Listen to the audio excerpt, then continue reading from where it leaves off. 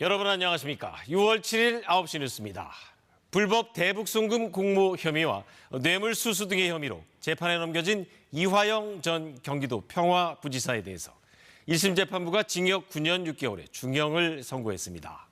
재판부는 이재명 당시 경기지사의 방북 비용 등을 쌍방울이 대납하려 한 점을 인정하면서 사기업을 동원해 북한에 거액의 자금을 지급함으로써 외교안보상 문제를 일으켰다고 질타했습니다.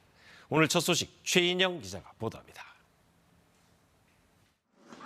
2022년 불법 대북송금 공모 등의 혐의로 재판에 넘겨진 이화영 전 경기도 평화부지사. 1년 8개월을 끈 재판 끝에 오늘 이 전 부지사에게 징역 9년 6개월의 실형이 선고됐습니다. 벌금 2억 5천만 원과 추징금 3억 2,500여만 원도 함께 선고됐습니다.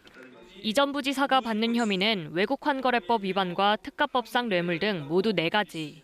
핵심 쟁점인 불법 대북 송금에 대해서는 전체 800만 달러 가운데 394만 달러가 외국환거래법을 어기고 밀반출됐다고 봤습니다. 이재명 당시 경기지사의 방북 비용 등을 쌍방울이 대납하려고 했다는 점도 인정했습니다.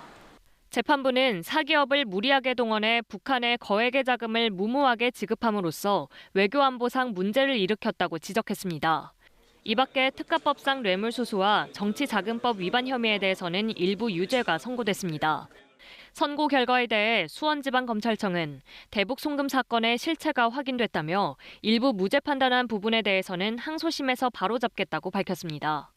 이 전 부지사 측은 항소 의사를 밝혔습니다. 이런 결과를 받으니까 대단히 안타깝고 대단히 편파적인 증거의 취사 선택이 있었습니다. 해외 도피 중 압송돼 이 전 부지사보다 늦게 기소된 김성태 전 회장에 대한 선고는 다음 달 내려질 예정입니다. KBS 뉴스 최인영입니다.